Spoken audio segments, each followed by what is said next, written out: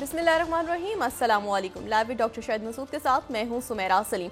ناظرین، وفاقی حکومت نے وزراء اور سرکاری افسران کے بیرون ملک سفر سے متعلق نئی سفری پالیسی جاری کر دی ہے، جبکہ پاکستان اور IMF کے درمیان مذاکرات کا آج آخری دور ہوگا۔ نواز شریف صاحب نے کہا ہے کہ IMF کے کہنے پر بجلی، گیس اور کتنی مہنگی ہوگی، عوام کے صبر کو کب تک آزمائیں گے۔ اس کے علاوہ بھی دیگر موضوعات پر آج ہم گفتگو کریں گے۔ اسٹوڈیو میں ہمارے ساتھ موجود ہیں ڈاکٹر شاہد مسعود۔ السلام علیکم ڈاکٹر صاحب۔ وعلیکم السلام۔ آپ کو ڈاکٹر صاحب، IMF کے ساتھ مذاکرات ختم ہو گئے، کیا معاہدہ ہو گیا ہے؟ پہلے ابھی اس پہ بات کرتے ہیں جی۔ اور اس پہ بھی کہ نواز شریف صاحب نے بڑا اس کے اوپر ان کو ایک پریشانی ہے کہ عوام کے اوپر یہ مسائل کب تک رہیں گے، لیکن یہاں پہ یہ بھی سوال ہے کہ مخاطب کون ہے، شہباز شریف صاحب مخاطب ہیں یا کون مخاطب ہے اس میں، کیونکہ ظاہر ہے کہ جو آنے والے دنوں میں معاملات ہونے جا رہے ہیں۔ لیکن اس سے پہلے ذرا پریزیڈنٹ پیوٹن کو ان کی 5ویں ٹرم کی مبارکباد۔ 87% سے زیادہ ووٹ لیے انہوں نے، اور 2030 تک 6 سال کے لیے وہ منتخب ہو گئے، اور اس کے بعد وہ 6 سال اور ہیں ان کے پاس، یعنی وہ 2036 تک، یعنی مزید 12 سال جو قانون میں تبدیلی آئی ہے۔ 71 ایئرز ان کی ایج ہے، لیکن وہ مزید 12 سال تک صدر رہ سکتے ہیں، یعنی تاحیات صدر وہ رہ سکتے ہیں۔ اور لیکن یہاں پر اسلام آباد میں جیسے آپ نے کہا کہ IMF کے ساتھ معاملات الجھ گئے، اسلام آباد میں کچھ ابہام ہے، مطلب یہاں کی فضاؤں میں کچھ کنفیوژن ہے بہت زیادہ۔ حکومت بن رہی ہے، بنتی ہے، کبھی رک جاتی ہے، کوئی نام آتا ہے وہ رک جاتا ہے، کوئی تبدیل ہو جاتا ہے وہ رک جاتا ہے، معاہدہ کیا ہو گیا ہے، ہونے والا ہے، ڈار صاحب کدھر ہیں، کیا کر رہے ہیں، چیئرمین سینٹ کون ہوگا، یہ آزاد جو کیئر ٹیکر سیٹ اپ آگے جا رہا ہے تو وہ اس کے بارے میں مسلم لیگ نون کیا کہہ رہی ہے، پیپلز پارٹی کیا کہہ رہی ہے۔ تو اسلام آباد کی جو پالیٹکس ہے، میں ہمیشہ کہتا ہوں پالیٹکس اور اکانومی اس کو ملا کے پڑھیں تو ذرا حالات کا اندازہ ہوتا ہے۔ تو ہمارے ساتھ مہتاب حیدر صاحب موجود ہیں، سینئر تجزیہ کار ہیں، معیشت پہ ان کی بڑی گرفت ہے، اور معیشت پہ جب گرفت کی بات کرتے ہیں تو ظاہر ہے کہ وہ پولیٹیکل اکانومی کی بات ساتھ آ جاتی ہے۔ اور میاں شاہد صاحب ہمارے اسلام آباد کے بیورو چیف وہ بھی ساتھ موجود ہیں۔ مہتاب حیدر صاحب السلام علیکم۔ جی وعلیکم السلام ڈاکٹر صاحب۔ میاں شاہد صاحب السلام علیکم۔ وعلیکم السلام سر۔ اچھا، مہتاب حیدر صاحب پہلے تو آپ یہ ذرا بیان کریں، یہ اسلام آباد یہ معاہدہ ہو گیا ہے IMF کے ساتھ یا کچھ رکاوٹ ہے، اور یہ بھی بات بتائیں۔ اور دوسری بات یہ ہے کہ یہ فیصلے اس وقت کون کر رہا ہے، مطلب ہے کہ اورنگزیب صاحب کر رہے ہیں، کہیں ڈار صاحب موجود ہیں، مسلم لیگ نون موجود ہے، کیسے معاملات کیا ہو کیا رہا ہے اسلام آباد میں؟ جی thank you very much doctor صاحب۔ بسم اللہ الرحمن الرحیم۔ دیکھیں، بنیادی طور پر اس ٹائم پاکستان اور IMF کے درمیان جو شیڈیول ٹاکس تھیں وہ 14 سے 18 تک تھیں، لیکن ابھی یہ سننے میں آ رہا ہے کہ یہ ٹاکس ایک دن کے لیے ایکسٹینڈ کر دی گئی ہیں۔ اچھا، اس کی بنیادی وجہ یہ ہے کہ IMF، اس میں تو کوئی شک نہیں ہے کہ یہ جو اسٹینڈ بائی ارینجمنٹ پروگرام ہے اس پہ زیادہ ایشوز نہیں ہیں، لیکن اس کے باوجود یہاں پہ کنفیوژن یہ تھی کہ ہم یہ سمجھ رہے تھے منسٹری آف فائنانس میں کہ یہ 6 ماہ کے ٹارگٹس کو اچیو کرنا ہے ہم نے جولائی سے دسمبر، لیکن یہ IMF کا 9 ماہ کا پروگرام ہے، لیکن وہ پورے سال کے ٹارگٹس کو دیکھ رہے ہیں۔ تو اس کے اندر کافی سارے ایشوز ایسے ہیں جن پہ IMF کے کنسرنز ہیں۔ ایک تو IMF کی یہ اسیسمنٹ تھی کہ شاید 9,415 ارب روپے کا جو FBR کا ٹارگٹ ہے وہ اچیو نہیں ہو سکے گا، لیکن ہم نے یقین دہانی کروائی ہے کہ نہیں، وہ ہم اچیو کر لیں گے۔ اس پہ جو IMF پوچھنا چاہتا ہے، ایک FBR نے اسکیم بنائی ہوئی ہے ریٹیلرز کے لیے، ایک کیا وہ حکومت اس اسکیم کو لانے کے لیے تیار ہے یا نہیں، چونکہ آپ کو پتہ ہے نون لیگ کی کانسٹیٹوئنسی ہے یہ ریٹیلرز اور پرچون فروش، تو وہ ان پہ ٹیکس لانے سے ذرا گریزاں ہیں۔ ایک تو اس کے بارے میں کلیئرٹی چاہتے ہیں IMF والے۔ دوسرا جو نان ٹیکس ریونیو کا ٹارگٹ ہے وہ کوئی تقریباً 2.9 ٹریلین کا ہے۔ 2.9 ٹریلین؟ جی، نان ٹیکس ریونیو میں آپ کو پتہ ہے کہ ایک تو PDL ہے، پیٹرولیم ڈیولپمنٹ لیوی، جو کہ اب 60 روپے ہم وصول کر رہے ہیں پر لیٹر۔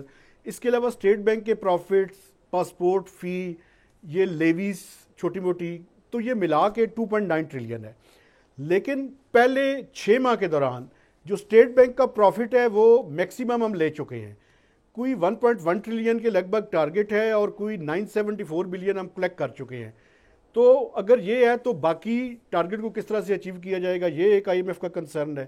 پاور سیکٹر ایک کنسرن ہے، اور آپ اندازہ لگائیں ڈاکٹر صاحب جب ٹاکس ہو رہی ہیں تو ٹاکس کا آغاز مصدق ملک کرتے ہیں، لیکن آئی ایم ایف کے جانے کا بھی انتظار نہیں کیا جاتا، اور اسی دوران مصدق ملک صاحب سے وہ چارج لے لیا جاتا ہے، اور نہ صرف ان سے چارج لیا جاتا ہے بلکہ ایک نئے سیکریٹری جو ہیں وہ بھی لائے جاتے ہیں، راشد محمود لنگڑیال صاحب. تو یہاں پہ آئی ایم ایف اب یہ کنفیوزنگ سگنلز ہیں ہماری طرف سے. اس کے علاوہ ایکسٹرنل فائنینسنگ ایشو ہے، اس کے علاوہ سرکولر ڈیٹ پاور سیکٹر کا ایشو ہے، جو چائنیز کے ساتھ سرکولر ڈیٹ ہے وہ ایک ایشو ہے.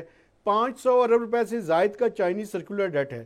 ہم نے بجٹ میں 48 ارب روپے رکھے ہوئے تھے، تو کیا باقی رقم آئی ایم ایف کے پروگرام میں تو سپلیمنٹری گرانٹ پہ پابندی ہے، تو وہ کہاں سے ہم نے ادا کرنے ہیں؟ تو یہ وہ سارے ایشوز ہیں. ایکسٹرنل فائنینسنگ از اندر ایشو. چونکہ اس سال کا تو تقریباً ہمارا ایشو نہیں ہے، لیکن ایشو اس کے اندر پرابلم یہ ہے کہ ہمارے جو فورن ایکسچینج ریزروز ہیں وہ آئی ایم ایف کے پروگرام کے حساب سے دیکھیں تو اچھا مجھے مہتاب صاحب قطع کلامی نجکاری کا ذرا بتائیں، وہ کیا ہے؟ وہ ہمیں بجٹ سے پہلے کرنی ہے، بجٹ کی بات کر کے وہ کیا ہے؟ دیکھیں، یہ نجکاری کا جو پرابلم ہے وہ یہ ہے کہ ہماری خواہش یہ ہے کہ پی آئی اے کی نجکاری پرائم منسٹر کو یہ بتایا جا رہا ہے کہ جون تک جو ہے وہ مکمل ہو جائے گی. امپاسبل ہے، ناممکن ہے. یہ کر لیں، کوئی معجزہ کر لے تو میں اس کے بارے میں کچھ نہیں کہہ سکتا. ایک 30 سٹیپس ہیں اس کے جو لینے ہیں، تو اس کے بعد آپ نے نجکاری کرنی ہے. ایک ہیوی الیکٹریکل کمپلیکس کی میں مثال دے دوں.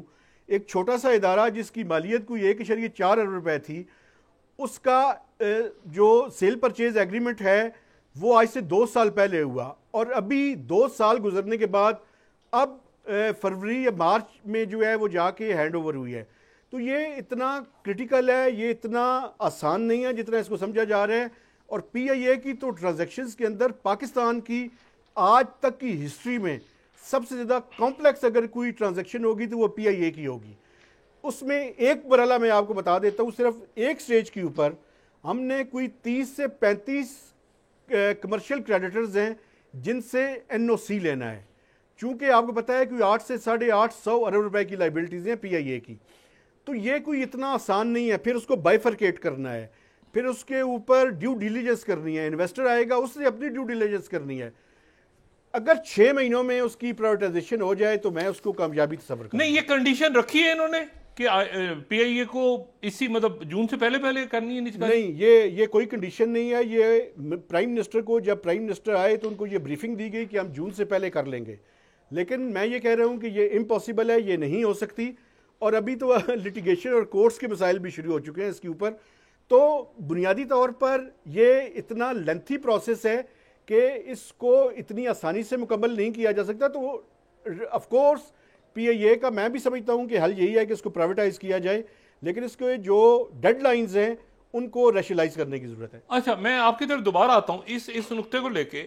یہ میاں شاہد صاحب، یہ جو تبدیلیاں ہو رہی ہیں تیزی کے ساتھ، تو مصدق ملک صاحب کا پورٹ فولیو چینج ہو گیا. کبھی ہم سن رہے ہیں کہ انوار اللہ کاکڑ صاحب، ابھی تک کسی کو کچھ نہیں پتا کہ چیئرمین سینٹ وہ ہوں گے یا جو ہے وہ یوسف اللہ گیلانی صاحب ہوں گے. گورنرز کا فیصلہ نہیں ہو پا رہا.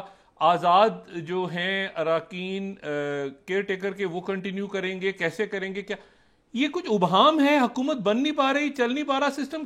کیا محسوس ہو رہا ہے آپ کو اسلام آباد میں؟ کیا ہو رہا ہے ڈاکٹر صاحب؟ یہ ایڈجسٹمنٹس جو ہیں وہ ہو رہی ہیں. دیکھیں، ہر طرف سے اپنا کوشش جو ہے وہ جاری ہے. خوب سے خوب تر کی تلاش ہے. اور آپ دیکھیں کہ اچھا، یہ خوب سے ایک منٹ خوب سے خوب تر کی تلاش میں یہ اچھا چلیں، یہ نام ہے سامنے، یہ خوب سے خوب تر ہیں، یہ ملے ہمیں. جی خوب سے خوب تر ہے. اویس لغاری صاحب کو ریلوے دی گئی تھی، وہ پاور میں آ گئے ہیں.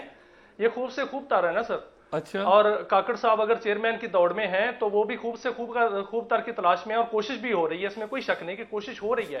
اور یہ پہلے خبریں بھی آئی تھیں اور اس کے بعد خبریں ڈائی ڈاؤن نہیں ہوئی، کسی نے اس کی تردید نہیں کی. اپنی طرف سے تمام گھوڑے جو ہیں دوڑائے جا رہے ہیں.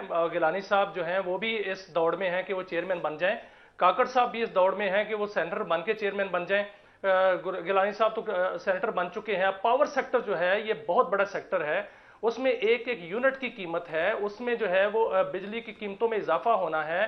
اس میں آگے مہنگائی پر بھی اس کا اثر آنا ہے. یہ سارا کوئی. تو پھر اویس لغاری صاحب نے پاور سیکٹر کیوں لیا؟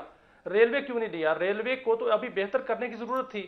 تو اس لیے میں کہہ رہا ہوں ڈاکٹر صاحب کہ خوب سے خوب تر کی تلاش ہے. اور وہ جاری ہے، اور اس میں تمام جتنے بھی شعبے ہیں آپ دیکھیں گے آنے والے دنوں میں اور بھی تبدیلیاں ہوں گی. ابھی اور بھی بہت سے منسٹر ایسے ہیں جو بہت دیگر وزارتیں لینا چاہتے ہیں، ان کو نہیں ملیں گی، وہ وزارتوں کے حصول کے لیے کوشش کر رہے ہیں. تو وہ یہ ایڈجسٹمنٹ کا عمل جو ہے وہ ایک مہینہ تو نہیں تو چلے گا. یہ جو آئی ایم اور ایف ایک مہینہ میں جی آئی ایم ایف کے ساتھ جو ہو رہا ہے معاملہ، اس میں عوام کے لیے کوئی اچھی خبر آ رہی ہے؟ دیکھیں ڈاکٹر صاحب، عوام کے لیے اس سال تو اچھی خبر نہیں ہے. عوام کے لیے خبر یہ ہے کہ اس سال بجلی مہنگی ہو رہی ہے، بنیادی ٹیرف میں 6 روپے اضافہ ہو رہا ہے، اور گیس کے ٹیرف میں بھی اضافہ ہو رہا ہے، 146-47% جو ہے وہ اضافہ ہو رہا ہے. اور اس کے علاوہ مہنگائی کی شرح بھی بڑھے گی، اس میں کوئی شک نہیں. ایل پی جی کی قیمتیں بڑھ رہی ہیں، ایل این جی کی قیمتیں بڑھ رہی ہیں، پیٹرولیم مصنوعات کی قیمتیں ہو سکتا ہے بڑھتی چلی جائیں، فیول ایڈجسٹمنٹ اور ایڈجسٹمنٹ جو ہے ان کی قیمتیں بڑھیں گی. اس سال تو عوام کے لیے جو شارٹ ٹرم اگر آپ کہیں تو کوئی ریلیف نہیں ہے یہ، لیکن مجھے امید نہیں، مجھے یقین ہے کہ جو لانگ ٹرم عوام کے لیے اس میں فائدہ ہے اور اس میں خیر ہی خیر ہے. وہ اس لیے کہ اب ایک میاں صاحب ایک منٹ، قطع کلامی آپ کو پتہ ہے جب وہ احسن اقبال صاحب جب 99 میں وہ میرا خیال سے 5 سال کا منصوبہ تھا ان کا، یاد ہے 5 سال کا پلاننگ ڈویژن، مطلب پاکستان سنگاپور بنے گا، مطلب یہ میں 90 کی دہائی کی بات کر رہا ہوں آپ سے. تو اب آپ مجھے یہ بتا رہے ہیں کہ ابھی بھی ایک طویل المدتی کوئی چیز ہے جو مطلب کہیں خلا میں ہے اور ابھی سامنے ہمیں نظر نہیں آ رہی، اور آگے مسائل ہیں اور پھر ہم انشاءاللہ نکل جائیں گے، یہ کہہ رہے ہیں آپ؟ ڈاکٹر صاحب دیکھیں، احسن اقبال جب 90 کی دہائی میں کہتے تھے تو اس کے بعد ہم نے کیا کیا؟ ہم نے جو قرض لیا اس کو اخراجات میں اڑا دیا، ہم نے جو قرض لیا اس کو للے تلنوں میں اڑا دیا. لیکن اب کیا ہوگا؟ اب ایک ایسی کونسل آپ کے پاس ہے جس کو دنیا مانتی ہے، جس پر جو ہے دنیا ٹرسٹ کر رہی ہے. کون سی کونسل؟ آغاز ہو چکا ہے. کون سی council? S I F C. S I F C جو ہے، ایس آئی ایف سی جو ہے وہ اس کو دنیا مان رہی ہے نا. اس پر اب سرمایہ کاری کا آغاز ہو چکا ہے. آپ دیکھیں منرلز کے سیکٹر میں سرمایہ کاری کا آغاز ہو چکا ہے. آپ دیکھیں جو سبز انقلاب ہے اس میں آپ گراؤنڈ پہ مشینری دیکھ رہے ہیں. آپ کو یاد ہوگا 2008 بالکل ہو رہا ہے، بالکل نہیں. میں آپ سے پوچھ رہا ہوں کہ یہ آئی ایم ایف سے ہم نکلیں گے، ادھر جائیں گے، یا ادھر ہم مطلب کیسے، مطلب یہ جو باہر سے سرمایہ کاری ہے تو یہ تو ساری پہلے تو ہمیں آئی ایم ایف کے پھندے سے نکلنا ہے نا. دیکھیں سر، آئی ایم ایف کے پھندے سے اس وقت نکلیں گے جب 1.1 ارب ڈالر کی قسط ملے گی اور اس کو ہم یوٹیلائز کریں گے، اس کو ہم اڑائیں گے نہیں، اس کو ہم اخراجات میں جو ہے وہ خرچ نہیں کریں گے، اس کو یوٹیلائز کریں گے تو ہم آئی ایم ایف کے پھندے سے نکلیں گے. اور جب لانگ ٹرم اس کا پروگرام شروع ہوگا آئی ایم ایف کا، جو اس سے لون ملے گا اس کو بھی ہم یوٹیلائز کریں گے. اب ایک ایسا فورم آ چکا ہے جس میں یوٹیلائزیشن ہونی ہے، جس میں یہ نہیں ہونا کہ ہم نے 16 ارب روپے کے اخراجات جو ہے وہ کر دینے ہیں اور ہماری جو آمدن ہے ہم نے پیسے واپس کرنے ہیں بہت سارے. کتنے مہتاب حیدر صاحب، مطلب ہے کہ ہم نے کتنا پیسہ واپس کرنے ہیں اگلے 1 سال میں؟ اگلے فائنینشیل ایئر میں سر 22.5 بلین ڈالرز کی ڈیٹ ری پیمنٹس ہیں. اور اگر 4 سے 5 بلین ڈالرز کا کرنٹ اکاؤنٹ ڈیفیسٹ لگائیں آپ تو ہماری ریکوائرمنٹ اگلے سال 27 سے 28 بلین ڈالرز کی ہے سر. اوہو، 27 سے 28 بلین ڈالر میں ریکوائرمنٹس ہیں. اچھا، یہ تمام تر سختیوں کے، بجلی بڑھانے کے، گیس کے، یہ سب کے بعد بھی دیکھیں مسئلہ کیا ہے سر. ایشو یہ ہے کہ جو اگلا آئی ایم ایف کا پروگرام ہوگا نا، وہ سر پاکستان کی ہسٹری کا one of the toughest programme ہوگا.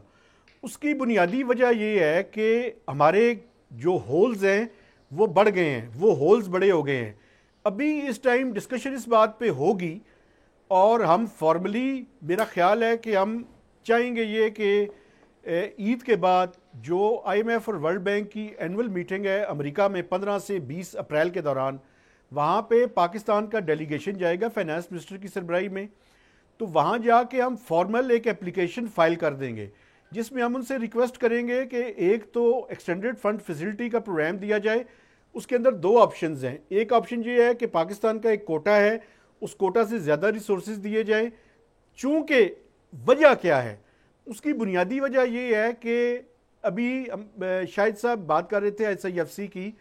ایس آئی ایف سی اس کانٹیکسٹ میں بھی بہت امپورٹنٹ ہے کہ آپ یہ دیکھیں کہ ہمارے دوست ممالک جو ہیں انہوں نے بھی ہمیں کہنا شروع کر دیا ہے کہ ہم کتنے عرصے تک آپ کو قرضے اور رول اوور اور کمرشل فائنینسنگ کی رول اوور کرتے رہیں گے.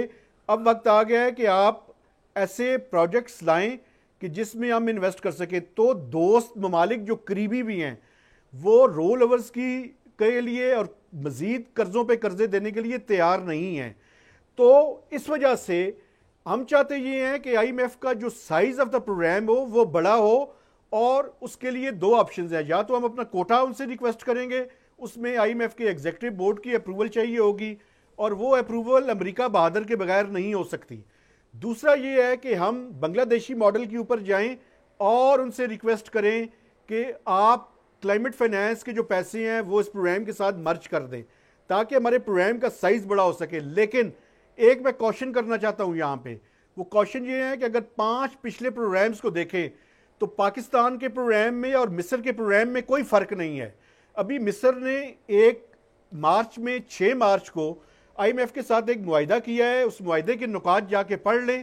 وہ معاہدہ یہ کہہ رہا ہے کہ انہوں نے مصر نے طے کیا ہے کہ اس کا پالیسی ریٹ 6% بڑھے گا، حالانکہ 200 بیسس پوائنٹس ابھی بڑھا تھا، تو ٹوٹل 8% یہ انٹرسٹ ریٹ بڑھ گیا جو ابھی 22% پہ ہے، اور آج SBP نے برقرار رکھا ہے، اور 30% کی ڈی ویلیویشن ہوئی ہے ان کی۔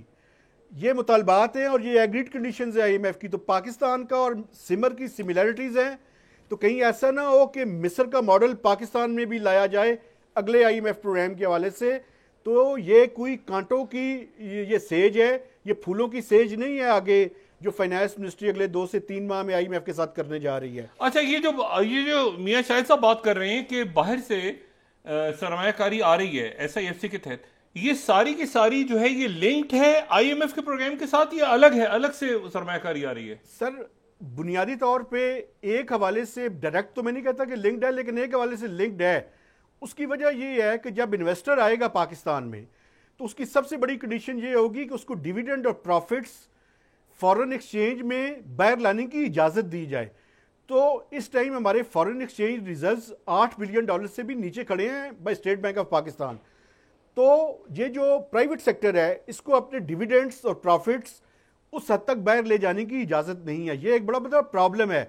تو IMF کا پروگرام وہ اس وجہ سے چلا، وہ کہتے ہیں کہ آپ کے جو بنیادی میکرو اکنامک فنڈامنٹلز ہیں وہ ٹھیک ہوں، ہم بلینز آف ڈالرز کی انویسٹمنٹ کریں پاکستان میں، تو یہ نہ ہو کہ آپ ہمیں یہ کہیں کہ آپ روپاؤں میں یا کسی اور کرنسی میں لے کے جائیں، ڈالرز تو ہمارے پاس اویلیبل ہی نہیں ہیں۔ تو اس حوالے سے وہ چاہتے یہ ہیں کہ ہم IMF کے پروگرام میں جائیں، اپنا میکرو اکنامک فنڈامنٹلز کو ٹھیک کریں تاکہ وہ جو اس ملک میں انویسٹ کریں اس کے پروفٹس کو باہر لے کر جانے میں انہیں کوئی پرابلم نہ ہو۔ اچھا، کیا اس بات کی امکانات، کیا IMF کے ساتھ ڈسکشنز میں کہیں CPEC آیا ہے چائنا کے ساتھ ہمارے جو تعلقات؟ دیکھیں وہ ڈیفینیٹلی میں آپ کو لنکیج جو ہے وہ انڈرسٹینڈ کروانے کی کوشش کرتا ہوں اور دیکھنے والوں کو۔ دیکھیں مسئلہ اس میں یہ ہے کہ چائنیز جو IPPs ہیں ان کا کوئی 500 ارب روپے کا سرکولر ڈیٹ ہے۔ جب چائنا نے پاکستان میں انویسٹ کیا تھا تو ہم نے ایک ریوالونگ فنڈ بنایا تھا، اور وہ ریوالونگ فنڈ میں یہ تھا کہ کم از کم ان کے بلز کا 22% پیسے ہم اس ریوالونگ فنڈ کے اندر رکھیں گے۔ ہم نے وہ کام نہیں کیا، اب ان کا سرکولر ڈیٹ ایکومولیٹ ہو رہا ہے۔ اس سال کے بجٹ میں ہم نے کوئی 48 ارب روپے رکھے ہیں۔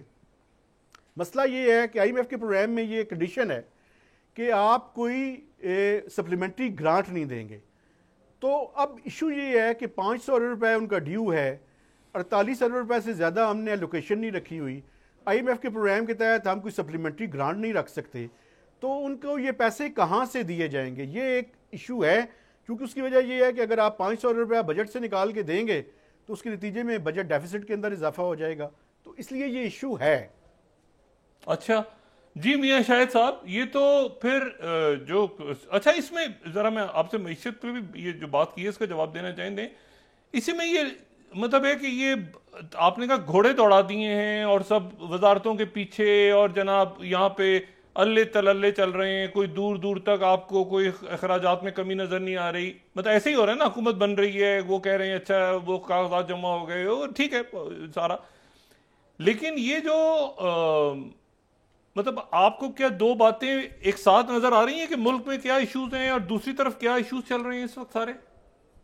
یہ شاہد صاحب حکومت سازی ہو رہی ہے۔ ڈاکٹر صاحب ایشوز تو ملک میں، جی ڈاکٹر صاحب ایشو تو ملک میں ہیں، ایشوز ہیں، مسائل بھی ہیں۔ آپ کو پتا ہے کہ مہنگائی ہے، آگے آنے والا وقت بڑا مشکل ہے، اور حکومت جو ہے ابھی ایڈجسٹمنٹ میں لگی ہوئی ہے، ایڈجسٹمنٹ جو ہے آگے 1-2 ماہ میں چلنی ہے۔ سینٹ کا الیکشن ہونا ہے, اس کے بعد سینٹ سے بھی لوگوں نے آنا ہے, کابینہ کا سائز بھی بڑا ہونا ہے, اور اس کے علاوہ جو ہے اپنے اپنے پسند کی وزارتیں بھی آنی ہیں. لیکن کارکردگی کس نے کرنی ہے یہ دیکھنا پڑے گا کہ کیا کارکردگی ہوگی. آپ نے پہلے شروع میں فرمایا تھا پروگرام کے کہ نواز شریف جو ہیں وہ بڑے وریڈ ہیں اس معاملے میں کہ کیا بنے گا. آپ کو یاد ہے مریم بی بی بھی بڑی فکر مند ہوا کرتی تھیں جب وہ حکومت میں نہیں تھی. وہ کہتی ہوتی تھیں کہ شہباز صاحب جو ہے وہ تیل کی قیمتیں کم کریں, عوام کہاں سے جو ہے وہ گزارا کریں گے. آپ جو ہے بجلی کی قیمتیں بڑھیں گی اور گیس کی قیمتیں بڑھیں گی, کون اس کو کم کرے گا, کیسے کم ہوں گی, اور جو ہمارے اخراجات ہیں کیا وہ کم کیے جائیں گے. اس وقت جو حکومت جس شاہانہ انداز سے چل رہی ہے اور ایک کمیٹی بنا دی گئی ہے جنہوں نے اپنے اخراجات کم کرنے ہیں, وہ کہاں سے ورکنگ کریں گے, کس حوالے سے, کن وزارتوں سے وہ اخراجات جو ہیں وہ کم کر لیں گے. ایک وزیر کے پاس جتنی گاڑیاں ہیں, ایک افسر کے پاس مانیٹائزیشن کے علاوہ جتنی گاڑیاں ہیں, وہ کیسے کام کریں. کیا سب کوئی سرنڈر کرے گا؟ نہیں ڈاکٹر صاحب, کوئی سرنڈر نہیں کرے گا. اخراجات جو ہیں وہ ڈنڈے سے سرنڈر ہوں گے, اور اس کے لیے وہ تیار ہو چکا ہے. جو بھی کرپشن کرے گا وہ پکڑا جائے گا. جو خدا کا واسطہ میاں صاحب ایک منٹ دیکھیں, میں تو اس بات پہ بات ہی نہیں کرتا, میں بالکل اس ٹاپک کو چھیڑنا ہی نہیں چاہتا کہ کرپشن کرنے والا پکڑا جائے گا. یہاں پہ میں نے ذرا اس کو رکھ دیا سائڈ پہ. میں اب نہ کوئی وہ کہنا چاہتا, میں کسی یوٹوپیا میں نہیں رہ رہا کہ کرپشن کرنے والا پکڑا جائے گا اور اخراجات ہوں گے. تھوڑا سا جی ڈاکٹر صاحب تھوڑا سا موقع دیں. یہ وہ نیب نہیں ہے, یہ وہ ادارے نہیں ہیں جو پہلے تھے, جو ہر ایک کو تنگ کرتے تھے, جو پوائنٹ سکورنگ کرتے تھے, سیاسی مقاصد کے لیے استعمال کیا جاتا تھا. اب آپ نے دیکھا کہ نیب نے کسی کو سیاسی طور پہ پکڑا ہے, کسی نے نیب کو کسی نے نہیں پکڑا. نہیں, ایک منٹ تحریک انصاف کے ساتھ سیاسی معاملات نہیں ہو رہے. تحریک انصاف کے ساتھ کیا میاں صاحب بات یہ ہے, انصاف کے ساتھ وہ میگا کرپشن والے ادھر بیٹھے ہیں, کوئی ادھر بیٹھے ہیں, وہ جی دیکھیں سر جو ابھی دیکھیں جو نیب ترامیم اڑ چکی ہیں سپریم کورٹ سے, کیا وہ کیسز واپس ہوئے؟ کیا کسی کا کیس معاف ہوا ہے؟ کیا جو کیسز عدالتوں میں گئے تھے وہ واپس آ گئے ہیں؟ وہ واپس نہیں آئے, صرف جج بشیر بدلے ہیں. جج بشیر جو ہیں وہ ریٹائر ہوئے ہیں, نئے جج آ گئے ہیں, نئے ججوں نے اپنا کام شروع کرنا ہے سر.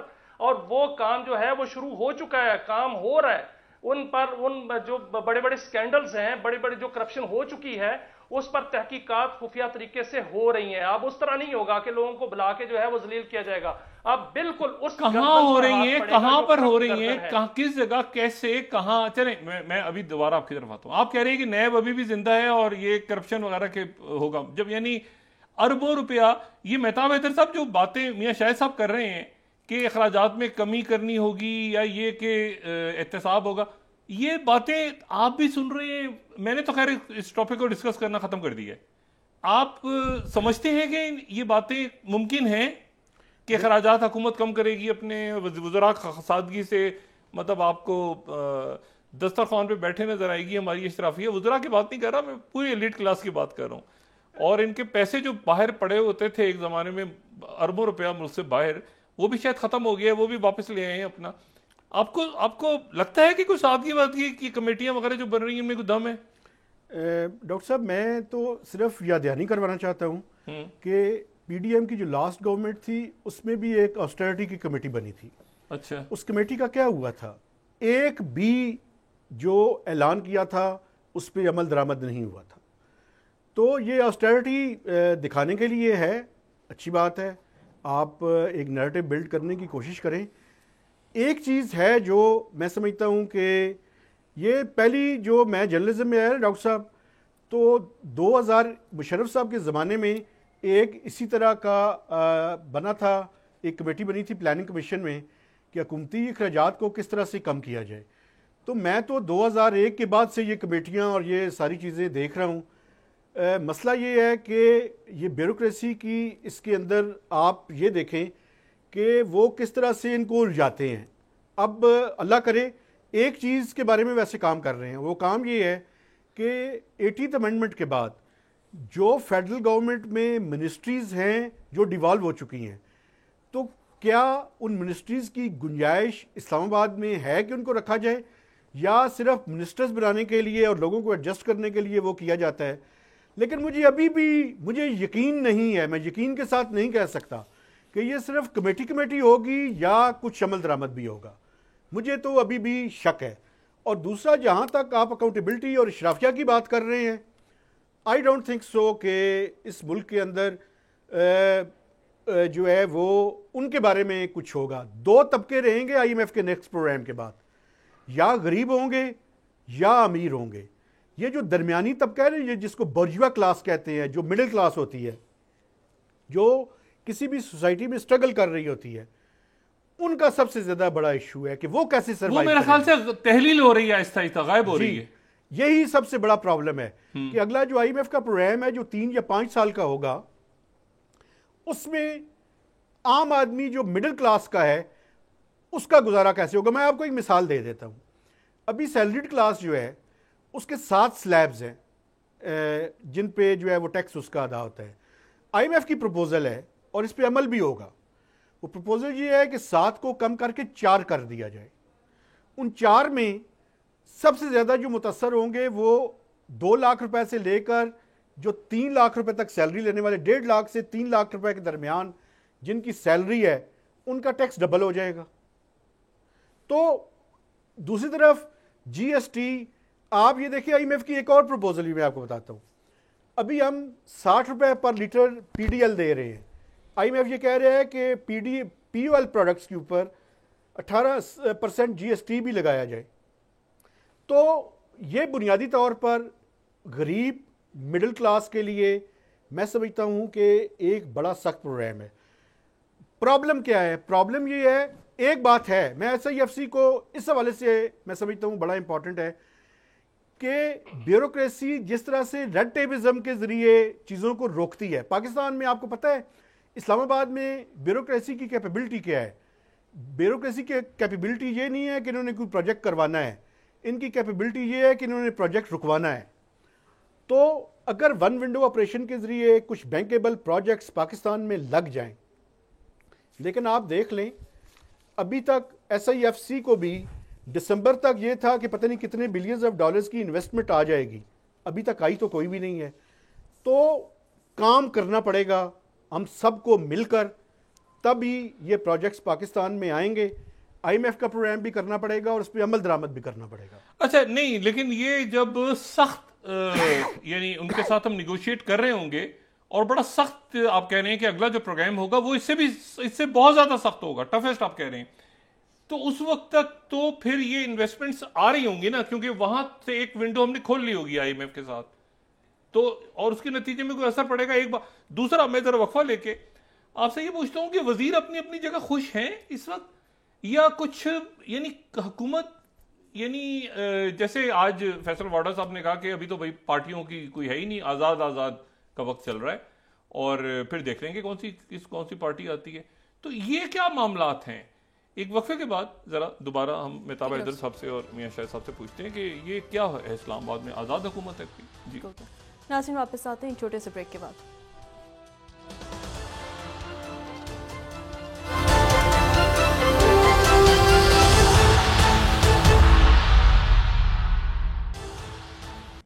ویلکم بیک ناظرین. ڈاکٹر صاحب بریک سے پہلے ڈسکس کر رہے تھے کہ آئی ایم ایف کا پروگرام جو ہے مزید سخت ہوگا. ہاں، کیونکہ لانگ ٹرم ایک پروگرام جائے گا، لیکن ساتھ ہی پھر جیسے مہتاب حیدر صاحب بھی کہہ رہے ہیں اور باقی کے وہ جو ساتھ ہی ایس آئی ایف سی اور باہر سے جو پاکستان میں سرمایہ کاری ہونے جا رہی ہے جو بڑے پیمانے پہ ہونے جا رہی ہے تو وہ بھی ساتھ چلے گی. لیکن یہ کہ اس میں اچھا یہ ایک منٹ ذرا چھوڑ کے مجھے یہ بتائیں، یہ آئی ایم ایف کو ذرا رکھتے ہیں نا اس وقت، دیکھتے ہیں کہ کل کیا معاہدہ کے سامنے آتا ہے.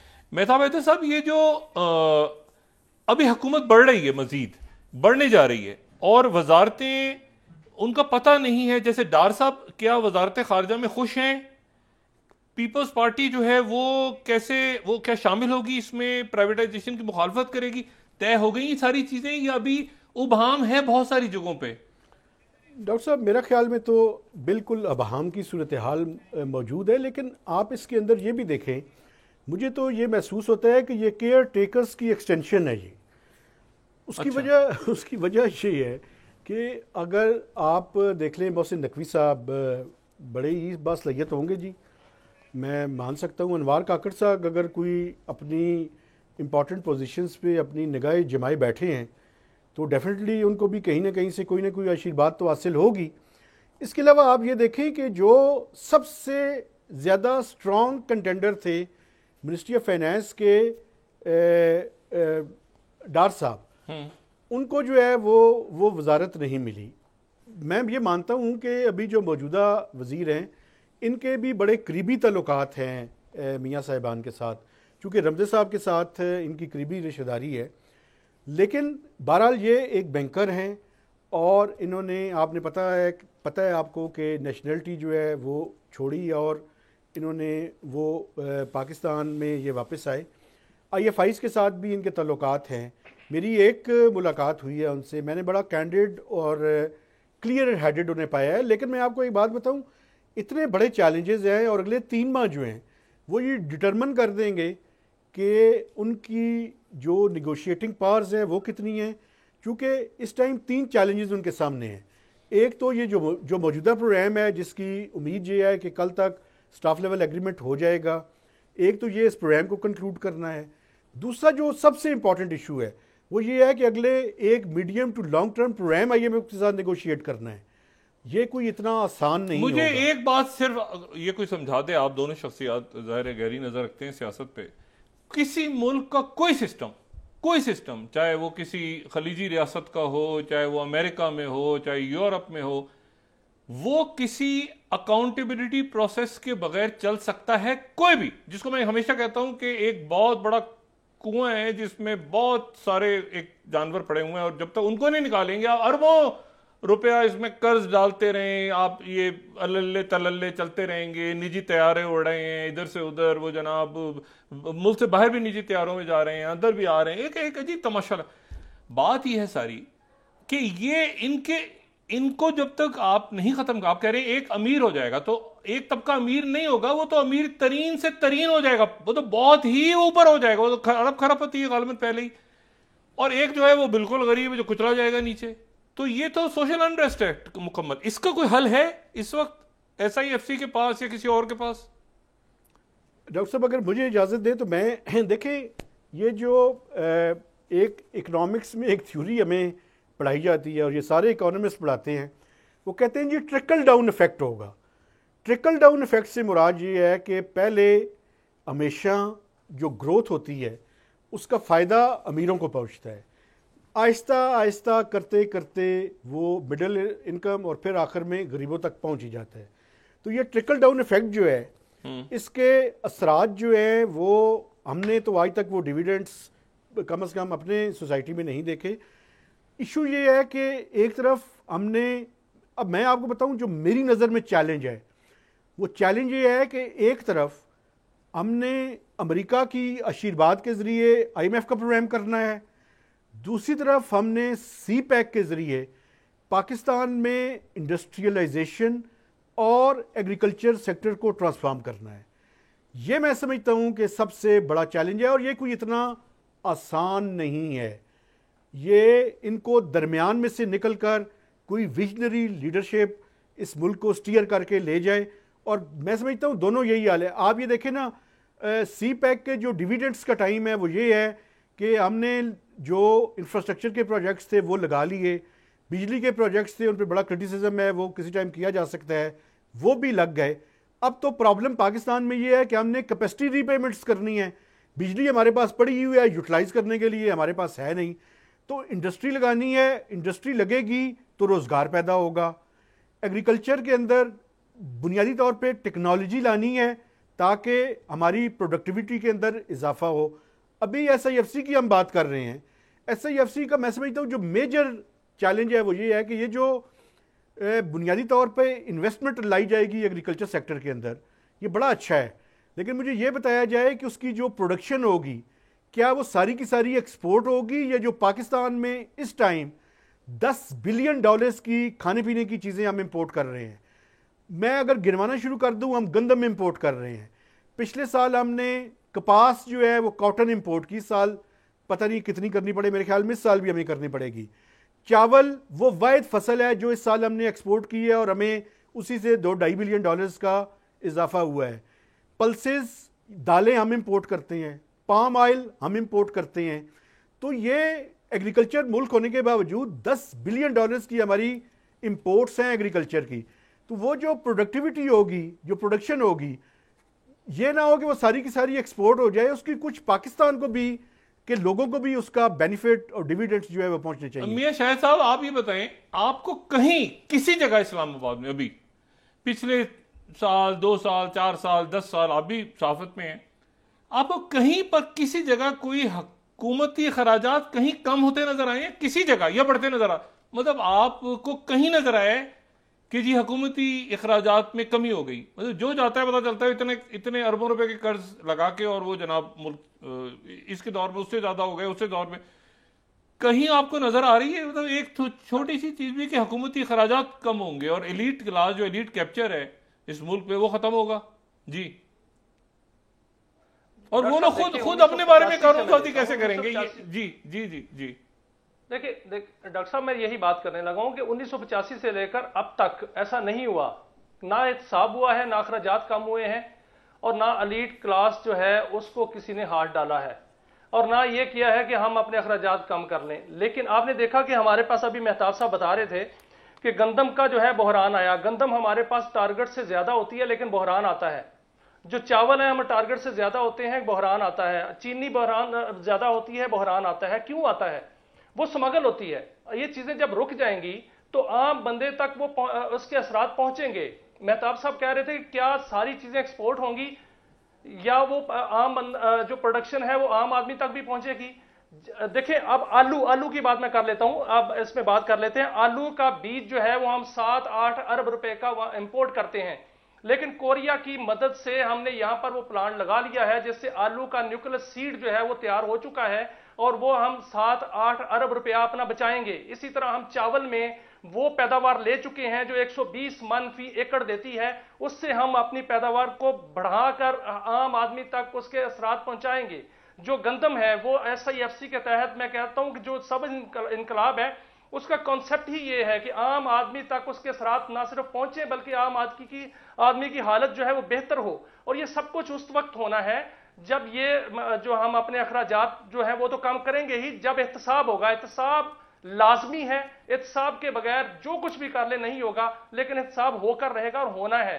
میں کسی بنیاد پر، کسی خبر کی بنیاد پر کہہ رہا ہوں کہ ملک میں احتساب کا ایک بڑا عمل شروع ہونے والا ہے، اور ساتھ ساتھ اسی بنیاد پر، اسی یقین پر SIFC کے پلیٹ فارم پر جو ہے وہ انویسٹمنٹ آئے گی. کیونکہ جب دنیا یہ دیکھے گی کہ پاکستان میں جو اوور انویسٹمنٹ ہوگی وہ ان کی یوٹیلائزیشن جو ہے وہ بہترین انداز سے ہوگی. وہ اس لیے ہوگی کہ وہاں احتساب کا عمل ہے، وہاں کرپشن نہیں ہوتی.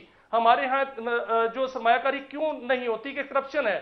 یہاں پر جو ہے وہ کل کیسر شیخ صاحب کہہ رہے تھے شاید کہ 6,000 ارب روپے کی کرپشن ہوتی ہے. عمران خان صاحب کہتے چلے گئے کہ 10,000 ارب روپے کی کرپشن ہوتی ہے، لیکن روکی کسی نے نہیں. بجلی کی کرپشن ہوتی ہے، روکی کسی نے نہیں. بجلی کی چوری ہوتی ہے، کسی نے نہیں روکی. لیکن وہ رکنی تو ہے نا سر، وہ رکنی ہے. اور اب یہ عمل شروع ہو چکا ہے کیونکہ پاکستان کو بہترین سے بہترین ہونا ہے، اس میں کوئی شک نہیں. بہت وقت گزر چکا ہے. اور اب یہ پاکستان جو SIFC کے پلیٹ فارم پر لگا لیں یا جو مقتدر قوتیں ہیں اس پر لگا لیں یا سیاسی حکومت پر لگا لیں، اب یہ فیصلے ہو چکے ہیں کہ احتساب ہوگا. جو کرپٹ ہے اس کی گردن پر ہاتھ آئے گا، اور جو کرپٹ نہیں ہے وہ سرمایہ کاری کرے، بہترین انداز سے کرے. ملک بھی سرمایہ کاری کریں گے. آج کل میرا خیال سعودی عرب کی ایک کمپنی سے معاہدہ ہوا ہے. اس کے علاوہ جو ہے وہ CPEC کا پہیہ چل چکا ہے. اس کے علاوہ جو ہے ایک منٹ میاں صاحب، ہماری جو ایلیٹ کلاس ہے وہ اپنا پیسہ باہر سے لا کے انویسٹ کر رہی ہے پاکستان میں کوئی تھوڑا سا، یا بھیج رہے ہیں ابھی تک باہر ہی؟ جی کوئی خبر آئی آپ نے سنا ہے کہ وہ اپنا پیسہ لا کے انویسٹ کر رہے ہیں پاکستان میں؟ کسی نے کوئی اپنا کوئی یہاں پہ انویسٹمنٹ کی ہے کسی جگہ؟ جی ڈاکٹر صاحب میں نے بالکل نہیں سنا، لیکن یہ ان کو لانا پڑے گا. جب احتساب کا عمل شروع ہوگا، جو ریئل احتساب ہوگا، تو وہ ایلیٹ کلاس بھی یہاں پر جو رہے گا پاکستان کے اندر وہ اپنا پیسہ لے کے آئے گا اور یہاں پر کاروبار کرے گا. یہ ہونا ہے کیونکہ جو باہر سے سرمایہ کاری آئے گی وہ محفوظ ہوگی، اور پاکستان میں اس کے اثرات جو ہیں وہ عام آدمی پر پڑیں گے. مشکل حالات ہیں، مشکل حالات رہیں گے 1-2 سال، لیکن اس کے بعد انشاءاللہ 1-2 سال جو ہے وہ بہتر آ جائے گا. 1-2 سال مشکل حالات ہوں گے ڈاکٹر صاحب، 1-2 سال مشکل حالات ہوں گے، لیکن اس کے بعد یہ ہے کہ جو یوٹیلائزیشن ہوگی اس سرمایہ کی اور اس قرضے کی جو ہم نے لینا ہے، تو پھر اس کے اثرات بھی تو آئیں گے. اس کے اثرات جو ہیں وہ کہاں جائیں گے؟ اسی ملک میں آئیں گے. اس کے اثرات جو ہیں وہ خیر کی صورت میں سامنے آئیں گے، لوگوں کو ریلیف ملے گا. لیکن اس کے لیے ہمیں میئرز لینے ہوں گے اور اس کے لیے اقدامات سخت لینے ہوں گے. جو کہتے ہیں نا کہ مشکل فیصلے کرنے ہوں گے. نہیں لیکن امریکہ اور چائنا والی جو بات مہتاب حیدر صاحب بات کر رہے ہیں نا، امریکہ اور چائنا والی بات، اس کے اوپر آپ کیا، اس کو کیسے دیکھ رہے ہیں آپ کہ وہ امریکہ سے آپ نے اس وقت، آپ کو ظاہر ہے کہ آئی ایم ایف وہاں جا کے بات کرنی ہے، پیسے آپ نے چائنا کے واپس کر، کمٹمنٹس آپ کی ادھر ہیں، تو کیسے بیلنسنگ ایکٹ کیسے ہوگا؟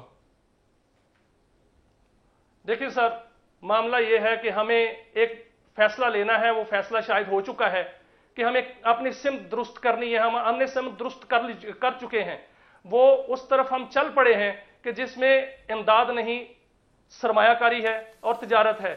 چائنا کے ساتھ ہمارے جو معاملات ہیں وہ ایک برادرانہ معاملات تھے، ہیں اور رہیں گے، اور اس حوالے سے سرمایہ کاری ہوگی. جو ابھی مہتاب صاحب بات کر رہے تھے 500 ارب کی، وہ ہم جو 60 کروڑ ڈالر کا جو قرض چائنا جو ہے وہ تو کہتا ہے کہ وہ لے کے ان جو آئی پی پیز کو دیں، تو اس پر بات چیت چل رہی ہے کہ ہم کہہ رہے ہیں کہ وہ قسطوں میں ہم دیں گے. وہ کہہ رہے ہیں کہ 60 کروڑ ڈالر قرض لے لیں اور آئی پی پیز کی ادائیگی کریں، کیونکہ آئی ایم ایف کہہ رہا ہے کہ ہم ان ادائیگیوں کا ذمہ نہیں اٹھائیں گے. ان کو ادائیگیاں آئی ایم ایف کے بجٹ سے، قرض سے یا بجٹ سے نہیں ہوں گی تو نہ ہو، وہاں سے ہو جائیں گی.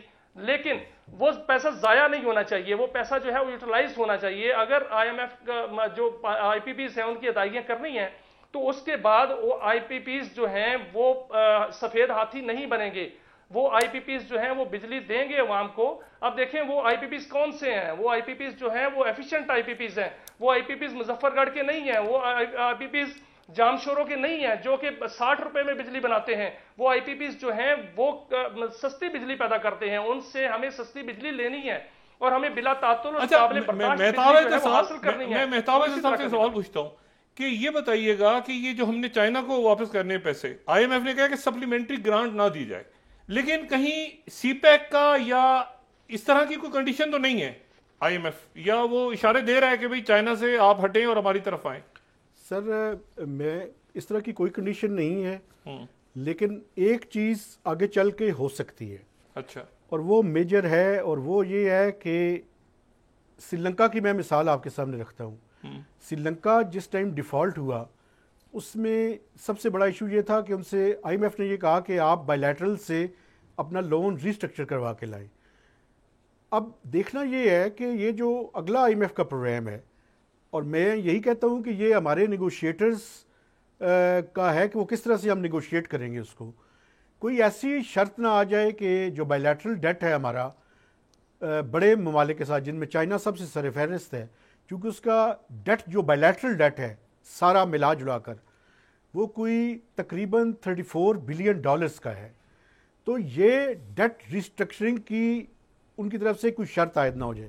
جو بات میں کرنا چاہتا تھا اور بڑی ضروری تھی وہ یہ ہے کہ ابھی آپ یہ دیکھیں کہ ہمارا tax to G D P ratio جو ہے وہ 8.5 سے 9% کے درمیان ہے، اور جو ایکسپینڈیچرز کا ریشو ہے ہمارا وہ 20 سے 22% کے درمیان ہے. یہی فرق ہے کہ ہمارے اخراجات جو ہیں وہ ٹائیڈ ہیں. پاکستان کے اخراجات 3 ڈیز کے اوپر ریوالو کرتے ہیں. سب سے پہلے ڈیٹ سروسنگ ہے جو کہ سب سے بڑا ہے. اس سال کا جو ایسٹیمیٹ ہے وہ 8.3 ٹریلین روپیز کا انٹرسٹ پیمنٹ اور ڈیٹ سروسنگ ہے. اس کے بعد ڈیفینس ہے، اس کے بعد ہمارا جو ہے وہ ڈیولپمنٹ ہے. اب پرابلم یہ ہے کہ ڈیٹ سروسنگ سب سے بڑا ایشو ہے، اور یہ جو ہے یہ ایک بنیادی سب سے بڑا مسئلہ ہے. اور مسئلہ کیوں ہے؟ اخراجات زیادہ ہیں، آمدن کم ہے. لیکن یہ کنڈیشن آگے وہ رکھ سکتے ہیں، ابھی نہیں رکھتے آپ یہ کہہ رہے ہیں، اور ہو سکتا ہے کہ ہم نیگوشیٹ کریں پراپرلی تو یہ کنڈیشن نہ آئے.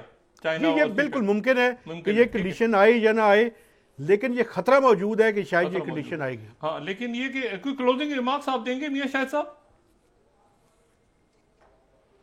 دیکھیں سر، امید رکھنی چاہیے، اور امید مجھے نہیں ہے، مجھے یقین ہے کہ جو آئی ایم ایف کا پروگرام ہے وہ بھی کامیاب ہوگا، اور اگلا طویل پروگرام جو ہے وہ بھی ہم کامیاب کریں گے. اور ساتھ ساتھ جتنی انویسٹمنٹ ہو رہی ہے ایس آئی ایف سی کے پلیٹ فارم پر وہ بھی یوٹیلائز ہوگی.